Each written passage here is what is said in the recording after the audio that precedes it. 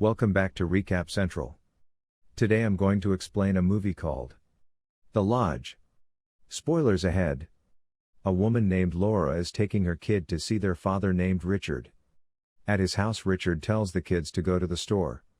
He speaks with Laura and tells her they should get divorced and he will marry his new girlfriend Grace in autumn. Laura, raging, goes downstairs, grabs a gun and shoots herself in the mouth.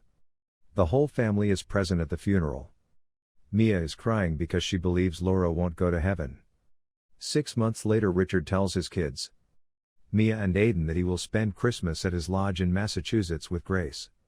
He wants them to come and bond with Grace. The kids don't want to go as they blame Grace for their mom's suicide. They do some research on Grace. They ask Richard's computer to leer about Grace's past. She was in a cult led by her father. All the cult's members committed suicide. She is the only one that survived so she can pass along the cult's teachings. They see pictures of the cult members with tape on their mouth that says sin. Their father knows about it, but says it's in the past and she moved along. The kids agree to go to the lodge this winter. They drive to the lodge with Grace and her dog Grady. Grace tries to bond with Aiden and Mia, but they aren't interested. After arriving at the lodge, they go skating on a frozen lake. The kids get angry when they see Grace wearing their mother's hat. She apologizes to them. Mia drops her doll in the water. She tries to get it. Grace yells at her because it's thin ice. Grace tries to get the doll but the ice breaks. She falls in the water. Richard pulls her out. Sometime later, Richard gets a call from work. He has to work in the city until Christmas. He leaves Grace in charge of the kids and gives her his gun just in case. Grace tries to befriend the kids but they ignore her. Grace catches Aiden spying on her as she showers. The kids tell her she will never be like their mom. Grace slowly befriends Mia and they start doing things together. The next morning, Grace sees that a lot of things are missing from the lodge, like medication, food and some of her things. A snowstorm starts outside.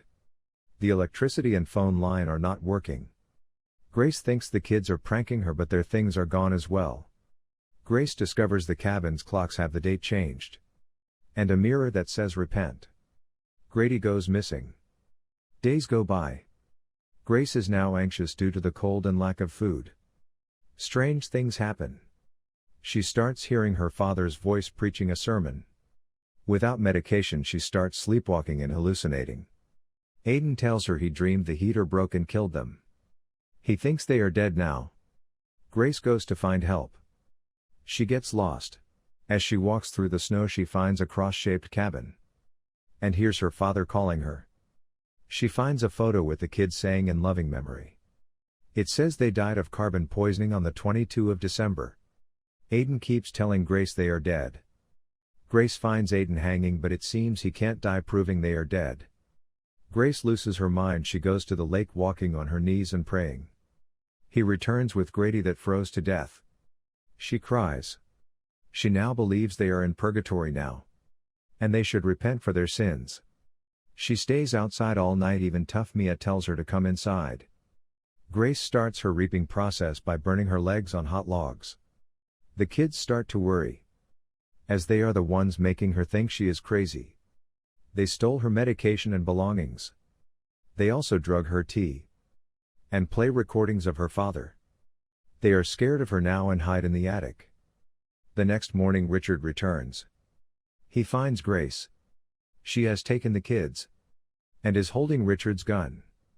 Richard tries to talk to her but she is convinced they are dead. Richard tries to get the gun but Grace shoots him in the head. The kids run outside. Aiden tries to drive the car but it's stuck in the snow. Grace takes them to the lodge and sits them at the table with Richard's body. She forces them to sing religious songs. She tapes their mouth.